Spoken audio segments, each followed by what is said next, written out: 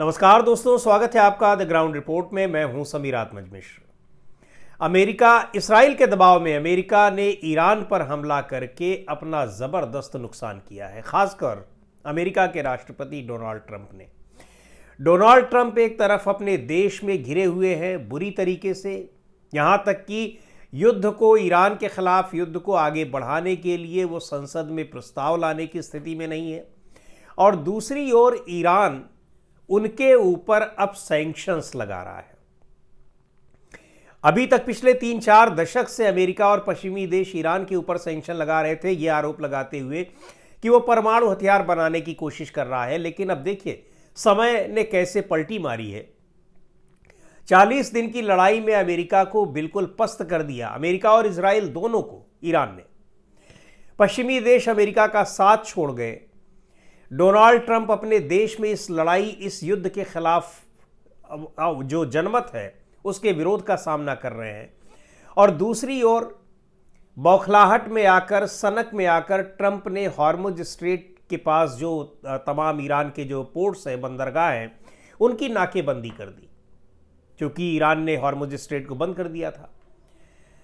अब ट्रंप इस तरीके से घिरे हुए हैं कि ईरान का कहना है कि वो हॉर्मुज स्ट्रेट को अमेरिका और इजराइल के लिए परमानेंटली बंद कर दे रहा है। यानी वो एक तरीके से हॉर्मुज स्ट्रेट पर पूरी तरीके से सैंक्शन लगा दे रहा है इन दोनों ही देशों पर। इजराइल के खिलाफ तो पूरी तरीके से, और अमेरिका के खिलाफ ये कह रहा है कि अगर ज़रूरत पड़ी वो हमारी शर्तों को स्वीकार करेंगे, तब हम समय के हिसाब से उनके लिए हम पैसे देंगे, लेकिन इजराइल को तो हम बिल्कुल रास्ता देने वाले नहीं हैं। अब ये सारी स्थितियां अगर ये आ रही हैं तो ये दिखा रहा है कि किस तरीके से अमेरिका और इजराइल दोनों ही इस इलाके में, यानी मध्य पूर्व में, पश्चिमी एशिया जिसको कहते हैं, वहाँ किस कदर कमज़ोर हो चुके हैं, और ईरान ने अपने को एक मजबूत ताकत के रूप में कैसे स्थापित किया है। और कारण उसके पीछे यही है कि जिस तरह से इजराइल के प्रधानमंत्री नेतान्याहू ने जल्दबाजी में हमला किया ईरान पर, और अमेरिका को भी उसमें झोंक दिया उन्होंने। उनके दबाव में ही ट्रंप ने अमेरिका को झोंका है, ये बात स्पष्ट हो गई है। अब ईरान के जो संसद के डिप्टी स्पीकर हैं अली निगजाद, उन्होंने बताया कि हम एक संसद में नया प्रस्ताव ला रहे हैं, और उस प्रस्ताव के तहत इजराइल को स्थायी रूप से हॉर्मुज स्ट्रेट पार करने से हम रोक दे रहे हैं। अमेरिका को कुछ शर्तों के साथ, अगर वो हमारी शर्तें मानते हैं तो उनको हम पैसे देंगे, लेकिन पर मानकर चलिए कि अमेरिका के लिए भी ये स्थायी रूप से बंदी है। दूसरे देशों को जिनको हम चाहेंगे उनको इसके पार जाने की अनुमति देने की, उनसे हम शुल्क लेंगे, यानी जो हम वहाँ पर टोल लेंगे, और उसके बाद उसकी हम निगरानी करेंगे, उसके बाद हम उनको आगे जाने का रास्ता देंगे। ये जो सैंक्शन लगाया है अमेरिका और इजराइल के ऊपर, खासकर हम बात कर रहे हैं अमेरिका की, इजराइल की तो बात छोड़ दीजिए। इजराइल का मतलब ही तब तक है जब तक अमेरिका उसके साथ है, उसके बाद इजराइल का अपना कोई मतलब नहीं है। ये अपने को एक ताकत के रूप में जब तक वो दिखा रहा था, तब तक उसके पीछे पश्चिमी देश, यानी नेटो, यूरोपियन देश और अमेरिका खड़े हुए थे।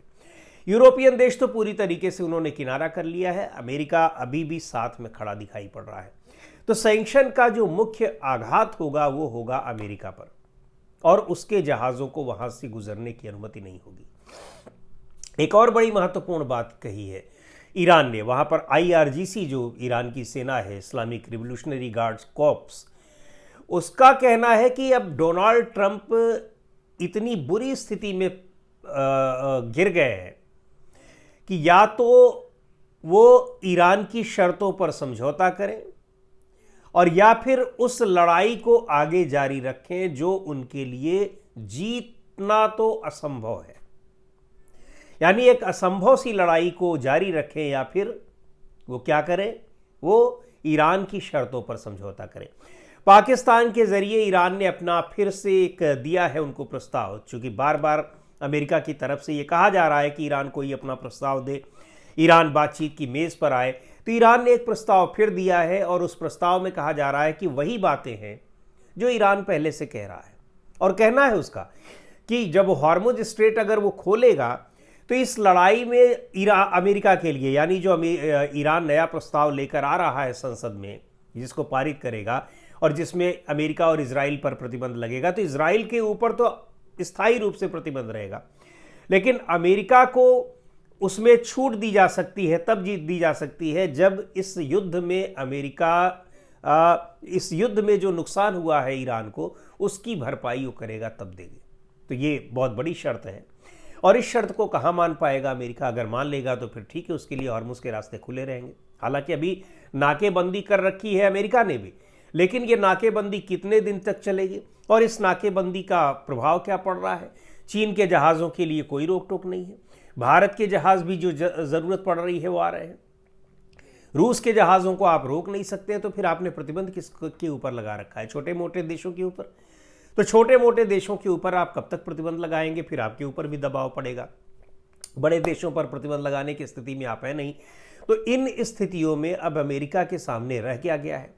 दूसरी ओर अब अमेरिका का कहना है कि जो प्रस्ताव भेजा है कि ये हमारी शर्तें हैं, और ये शर्तें वही हैं जो पहले से थी। और महत्वपूर्ण बात यह है कि इनमें कोई ऐसी शर्त नहीं है जो शर्त जेन्युइन ना हो। पहली शर्त अमेरिका ईरान की यही है कि आपने जो हमारे ऊपर अनावश्यक प्रतिबंध लगाए हुए हैं, इस आधार पर लगाए कि हम परमाणु हथियार बना रहे हैं। आपने भी देख लिया, आपके पेंटागन ने भी रिपोर्ट दे दी कि हमारे पास कोई परमाणु हथियार नहीं है। IAEA ने, अंतर्राष्ट्रीय परमाणु ऊर्जा एजेंसी ने कह दिया कि इनके पास कोई परमाणु हथियार नहीं है। अब आपको कौन सा प्रूफ चाहिए? तो आप उसी के आधार पर हमारे ऊपर सैंक्शंस लगाए हुए हैं, आप उन सैंक्शंस को ख़त्म करिए। दूसरी बात यह है कि आप हर्जाना दीजिए जो हमारा यहाँ पर नुकसान हुआ है। और तीसरी महत्वपूर्ण बात यह कि आप लिखित गारंटी दीजिए कि दोबारा हमला आप नहीं करेंगे। इन्हीं 3 मूल शर्तों पर यह लड़ाई ख़त्म होगी, अदरवाइज इस लड़ाई को हम नहीं ख़त्म कर रहे हैं। आपने शुरू किया है और आप ही फिर हम अपने हिसाब से इसको करेंगे। आप अगर दोबारा हमारे ऊपर हमला करेंगे, हम उसका फिर से जवाब देंगे। और एक तो फिर ये अमेरिका के लिए एक मुसीबत वाली स्थिति है, उसके सामने एक तरफ कुआं है और दूसरी तरफ खाई है। अगर वो युद्ध से पीछे जाते हैं डोनाल्ड ट्रंप, तब भी उसके लिए मुसीबत है, अमेरिका की पूरी दुनिया में बदनामी होगी। वैसे भी काफ़ी कुछ उसकी पोल खुल चुकी है। और अगर वो आगे बढ़ते हैं तो फिर आगे बढ़ने में सीधे तौर पर, साफ तौर पर हार दिखाई पड़ रही है। एक तीसरा मोर्चा जो है, जिसके दबाव में उन्होंने इस लड़ाई में डोनाल्ड ट्रंप ने कूदने का फैसला किया है, वो है इजराइल। और इजराइल लेबनान के ऊपर युद्ध विराम की घोषणा के बाद भी, डोनाल्ड ट्रंप की गारंटी के बाद भी इजराइल लगातार लेबनान पर हमले किए हुए हैं। हालांकि लेबनान की ओर से भी हिजबुल्लाह के हमले हो रहे हैं। जाहिर सी बात है कि अगर एक पक्ष हमला करेगा तो दूसरा खामोश कैसे रहेगा। लेकिन इजराइल जिस तरीके से अमेरिका को अब आंख दिखा रहा है या फिर उसको ब्लैकमेल कर रहा है, अभी और ब्लैकमेल कर रहा है डोनाल्ड ट्रंप को, वो स्थिति भी अमेरिका के राष्ट्रपति डोनाल्ड ट्रंप के लिए बड़ी हैरान करने वाली है। और आपने कल का एक उनका व्हाइट हाउस का एक वीडियो देखा होगा, जिस वीडियो में वो जीत गए, वो 1 घंटे में पता नहीं कितने बार बोल रहे हैं। और उस वीडियो को पोस्ट किया है व्हाइट हाउस ने।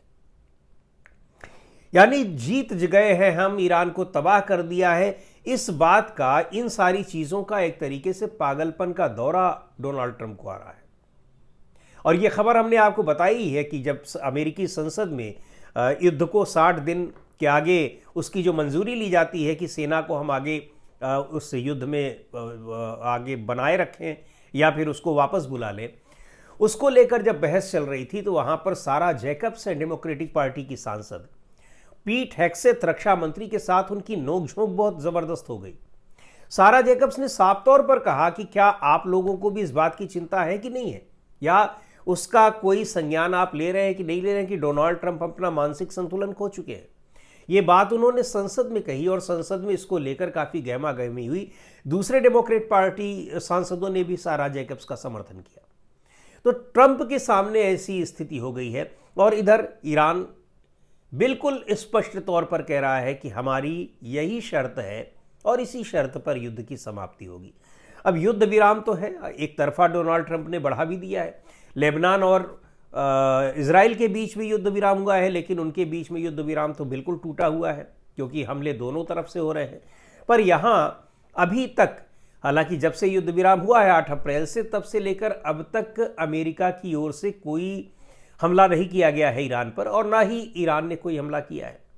तो अब ये युद्ध विराम क्या यूं ही चलता रहेगा या फिर कोई स्थायी युद्ध विराम में बदलेगा, ये देखने वाली बात है। लेकिन ये स्पष्ट है कि अगर ये स्थायी रूप में बदलता है तो अमेरिका को मजबूर होना पड़ेगा ईरान की शर्तों को मानने के लिए। आज की वीडियो में इतना ही। अगले वीडियो में फिर मिलेंगे एक नए विषय के साथ, एक नए मुद्दे के साथ। द ग्राउंड रिपोर्ट के यूट्यूब चैनल को आपने अब तक सब्सक्राइब न किया हो तो ज़रूर कर लें। हमारी वीडियोस को लाइक करें, शेयर करें और अपने सुझाव भी हमें ज़रूर भेजें।